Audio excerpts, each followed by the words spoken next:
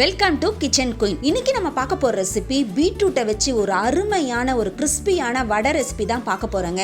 இது சாப்பிட்றதுக்கு ரொம்ப நல்லாயிருக்கும். நிறைய பேருக்கு பீட்ரூட் கொஞ்சம் ஸ்வீட்டாக இருக்கிறதுனால சாப்பிட்றதுக்கு பிடிக்காது. பெரியவங்களும் சரி சின்ன பிள்ளைங்களும் சரி கொஞ்சம் அவாய்ட் பண்ணுவாங்க சாப்பிட்றதுக்கு.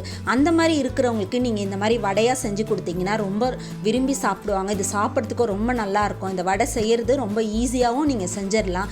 இந்த வடை எப்படி செய்யறதுன்றத இந்த வீடியோவை நீங்கள் ஃபுல்லாக பார்த்தீங்கன்னா உங்களுக்கு புரியும். வாங்க இப்போ வீடியோக்குள்ள போலாம். நான் 2 பீட்ரூட் எடுத்திருக்கேன். இது கொஞ்சம் சின்ன பீட்ரூட்டா இருக்கிறதுனால நான் 2 எடுத்திருக்கேன். நீங்க பெருசா இருந்தா 1 பீட்ரூட் கூட எடுத்துக்கோங்க. எடுத்துட்டு நல்லா தோல் சீவி எடுத்துட்டேன். இப்போ திருகல்ல இந்த சின்ன சைஸ் திருகல் இருக்கும் இல்லைங்களா, பெரிய சீவல்ல சின்னதுல வச்சு நீங்க திருகிக்கணும். அப்பதான் உங்களுக்கு வடை போடும்போது நல்லா இருக்கும். பெருசா இருந்தா சீக்கிரம் வேகாது. இந்த மாதிரி பாருங்க, சின்ன இதில் திருகி எடுத்துக்கணும். இப்போ 2 பீட்ரூட் எடுத்துருக்கிறதுனால ஒரு 150 கிராம் உடைச்ச கடலை எடுத்திருக்கேன். 3 காஞ்ச மிளகாய் எடுத்திருக்கேன். நீங்கள் காரத்துக்கு ஏற்ற மாதிரி 4-5 கூட எடுத்துக்கலாம். கொஞ்சமாக சோம்பு, உங்களுக்கு சோம்பு வாசனை பிடிக்கலன்னா சீரகம் கூட போட்டுக்கோங்க. நல்லா இந்த மாதிரி பவுடரை அரைச்சிட்டு வந்துடலாம். இப்போ நம்ம திருகி வச்சிருக்க பீட்ரூட்டில் நம்ம அரைச்சிட்டு வந்த மொத்த பொட்டுக்கடலை பொடியவும் சேர்த்துக்கலாம். சேர்த்துட்டு உப்பு சேர்த்துக்கோங்க. 1/2 ஸ்பூன் அளவு மிளகாய்த்தூள், 1/4 ஸ்பூன் மஞ்சத்தூள், 1/2 ஸ்பூன் கரம் மசாலா, 1/2 ஸ்பூன் இஞ்சி பூண்டு விழுது போட்டு நல்லா பிசைஞ்சிக்கோங்க. இப்போ நம்ம தண்ணியே ஊற்றக்கூடாது. பீட்ரூட்டில் இருக்க தண்ணியே இதுக்கு போதுமானது. சில பீட்ரூட் ரொம்ப ஃப்ரெஷ்ஷாக இருக்கிற பீட்ரூட்டில் தண்ணி அதிகமாக இருக்கும். அதனால் பார்த்துக்கோங்க. 2 ஸ்பூன் அளவு அரிசி மாவு சேர்த்துக்கலாம். சேர்த்துட்டு நல்லா பிசைஞ்சு விட்டுக்கோங்க. இப்போ வடைக்கு தட்டுற மாதிரி ரெடியாக இருக்குது. நீங்கள் இப்படியே கூட தட்டி போட்டிங்கன்னா கட்லெட் மாதிரி இருக்கும். இது இல்லாமல் நம்ம கொத்தமல்லி வெங்காயம்லாம் சேர்த்து இன்றைக்கி பண்ணிங்கன்னா வடை மாதிரி நல்லாயிருக்கும். இப்போ நான் கொஞ்சமாக பொடி பொடியாக நறுக்கின கொத்தமல்லி, 1 பச்சை மிளகாய் பொடி பொடியாக சாப் பண்ணி வச்சுருக்கேன், 1 வெங்காயம் நல்லா பொடியாக கட் பண்ணி வச்சுருக்கேன். அதையும் சேர்த்துட்டு நல்லா பிசைஞ்சிக்கலாம். இப்போ இந்த மாதிரி பச்சை மிளகாய், கொத்தமல்லி, வெங்காயம்லாம் போட்டு செஞ்சோம்னா நம்மளுக்கு வடை மாதிரி நல்லாயிருக்கும்.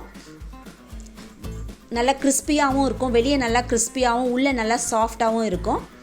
பாருங்கள், இப்போ வடை மாவு பக்குவத்துக்கு நல்லா ரெடி ஆகிடுச்சு மாவு. இப்போ நீங்கள் ஒரு பிளாஸ்டிக் கவரோ இல்லை வாழை இலையோ கொஞ்சம் எண்ணெய் தடவிட்டு நீங்கள் வடை தட்டுற மாதிரி தட்டிக்கலாம். மெலிசா தட்டுங்க, அப்போ தான் நல்லாயிருக்கும், நல்லா கிறிஸ்பியாக இருக்கும். இப்போ நான் சும்மா பசங்க கேட்டாங்களே நடுவில் ஓட்டை போட்டிருக்கேன். நீங்கள் எப்படினாலும் உங்கள் இஷ்டத்துக்கு நீங்கள் தட்டிக்கோங்க. மசால் வடை தட்டுற மாதிரி நீங்கள் தட்டிக்கலாம். இந்த மாதிரி நம்ம தட்டி எடுத்து வச்சுட்டும் போடலாம், இல்லை எண்ணெய் வச்சுட்டு தட்டி தட்டி போடுறதுனாலும் போடலாம். அது உங்கள் விருப்பம். இப்போ எண்ணெய் நல்லா காஞ்சிருச்சு. நம்ம தட்டி வச்சுருக்க வடையை அதில் சேர்த்துடலாம். இது ரொம்ப நேரம் ஆகாது. அதே மாதிரி இது வெந்திருக்கா அப்படின்றதுலாம் நமக்கு தெரியாது. ஏன்னா அது கலர் இந்த மாதிரி இருக்கிறதுனால உங்களுக்கு தெரியாது. இந்த எண்ணெயோட அந்த சலசலப்பு அடங்கின உடனே நீங்கள் எடுத்துடலாம். இப்போ பாருங்கள், எண்ணெய்லாம் நல்லா அடங்கிருச்சு. அந்த பொங்கி பொங்கி வந்ததெல்லாம் அடங்கிருச்சு பார்த்தீங்களா. இந்த ஸ்டேஜில் நம்ம வடைங்களை எடுத்துக்கலாம். இது நல்லா பார்க்கறதுக்கு நல்லா கலர்ஃபுல்லாகவும் இருக்கும். ஸோ சின்ன பிள்ளைங்களாம் ரொம்ப விரும்பி சாப்பிடுவாங்க. பாருங்கள், எவ்வளோ அழகாக நம்மளுடைய வடை நல்லா கிறிஸ்பியாக நல்லா அழகாக ரெடி ஆகிடுச்சு. நீங்களும் இதை உங்கள் வீட்டில் செஞ்சு பாருங்கள். உங்களுடைய ஃபீட்பேக்கை என்னுடைய கமெண்ட் பாக்ஸில் போடுங்க. உங்களுக்கு இந்த வீடியோ ரொம்ப பிடிச்சிருந்தா லைக் பண்ணுங்கள், கமெண்ட் பண்ணுங்கள், ஷேர் பண்ணுங்கள். நம்ம சேனலை சப்ஸ்கிரைப் பண்ணாதவங்க சப்ஸ்கிரைப் பண்ணிக்கோங்க. பக்கத்தில் இருக்க பெல் பட்டனை மறக்காமல் கிளிக் பண்ணிக்கோங்க. மீண்டும் உங்களை அடுத்த ரெசிபியில் சந்திக்கிறேன். Until then, bye.